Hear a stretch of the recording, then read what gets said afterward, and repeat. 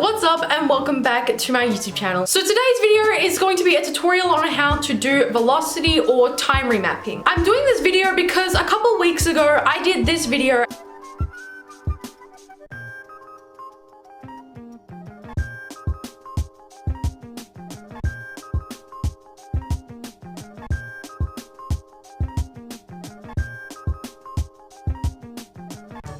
and I put it on TikTok and everybody was asking me to do a tutorial on it, and on my channel with my After Effects tutorial video there were a lot of people who were asking me to do another After Effects tutorial, so here we are. Now the voiceover that I did for this video might be a little bit confusing because it's hard to explain things in After Effects, but if you just turn out my voice, it's a lot easier.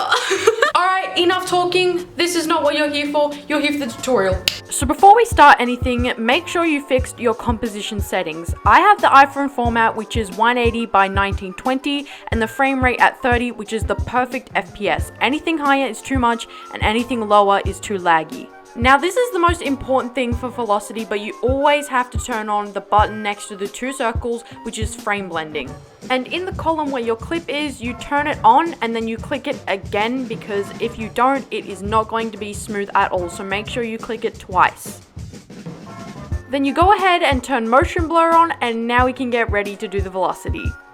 To get started, right click on your clip and enter time, then enter freeze frame. So leave the keyframe how it is at the start, but all the other beats like kicks, snares, claps, things like that, add a keyframe to. So what I'm doing right now is I'm playing the clip until a beat of the song hits, then I'm adding a keyframe and pulling the time code forward, but I'm not doing it too much, otherwise it will look messy.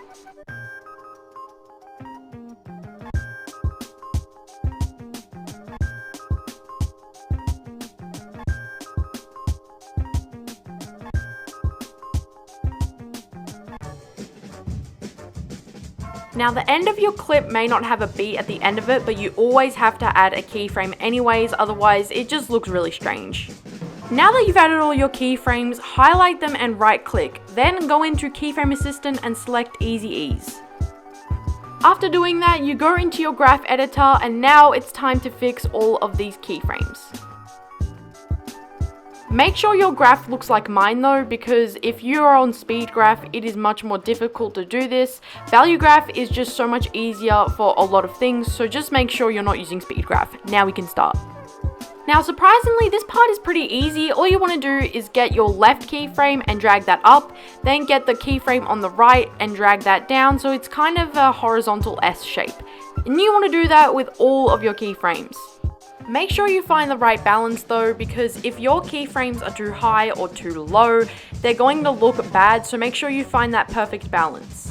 If you don't get it right on the first shot, don't worry about it, because I was a noob at this too, so don't worry about it. Practice makes perfect, just keep going.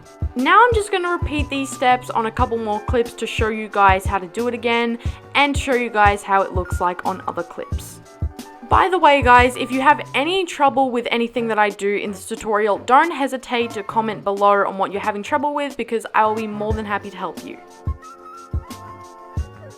Alright, and you're done with your velocity. Now I'm going to teach you guys how I did my slide transitions, but before you do anything else though, make sure you pre-compose your clips.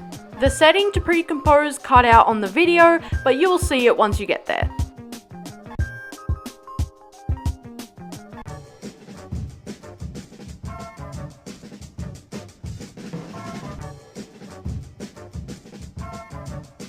Now that you've done that, you want to go into Effects and Presets, look up Motion Tile and add that to your clips. Then go ahead and change both the output width and the height to 300 and turn on mirror edges. Make sure you turn on motion blur as well, okay? That's really important.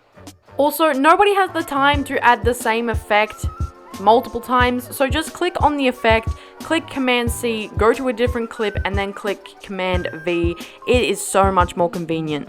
Anyways, to start the slide transition, go to the end of your clip and click P. That will bring up the position setting, which is the slide setting. Then drag the time code to the left forward. Turn it all the way up until you can't see the mirror effect anymore. go to the middle of your clip and turn it back to the original setting it was on, which was 540. Sorry, this is really difficult for me to voice over. I'm sorry. Anyways, highlight both of your keyframes, apply Easy Ease, and then of course go into the graph editor. So for some reason, there's no setting to manually set our keyframes here, so you have to click the separate dimensions button at the bottom, and then voila, you can move them now.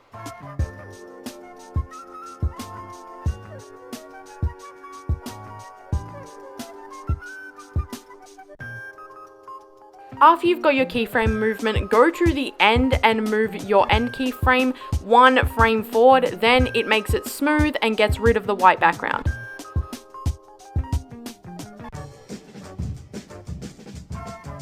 To complete the transition, you click P on your keyboard again, go to the middle of your clip and add a keyframe to where its original setting is, then you get a keyframe at the front and pull it backwards. You'll see what I'm doing.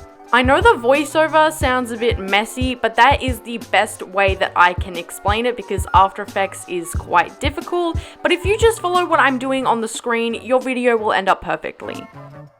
Now I'm going to take this time to explain why I put my keyframe either 1 frame forward or 1 frame backwards, and it's because it looks smoother when you do it that way.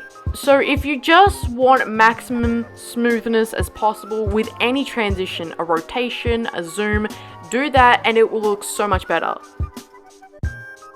So don't forget, this clip, you have to put the keyframe at the start 1 frame back, and it looks so smooth. Look at this, it's smoother than butter. So if you know me, you know I'm a very lazy person and convenience is my favorite word. So instead of doing the keyframes all over again on all my clips, I just copy and paste my keyframes onto different clips, and if they're out of order, I fix them, and it just reduces the amount of time that you have to work on the video. So yeah, just do that and it looks great. Look at that. It looks fine.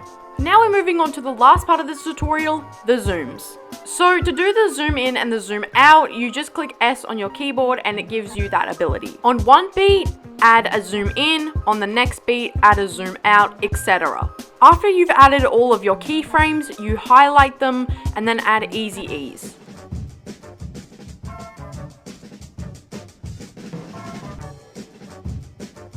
My settings were 100, which is the original size, then going to the next keyframe, adding 130, going to the next keyframe and adding 100 again. So going into the graph editor, it is literally keyframe hell, but don't worry, I will teach you what to do.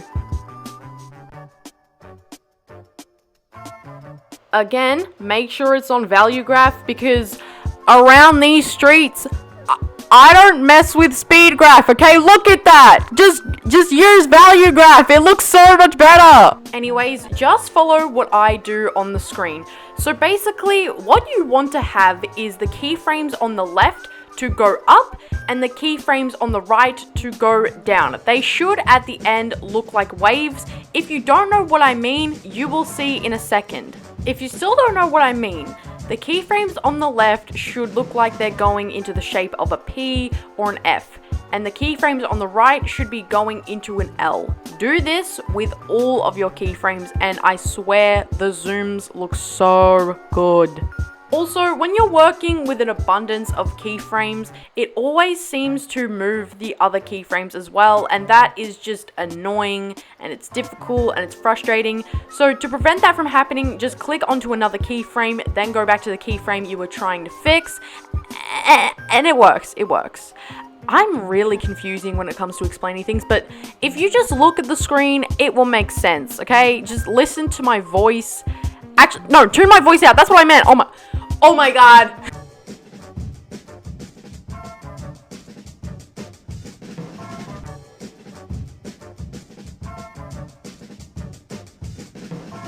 As you can see, you kind of get what I was going for when I was saying it will look like waves, and hey, it looks pretty cool. Now let's take a look at the finished result.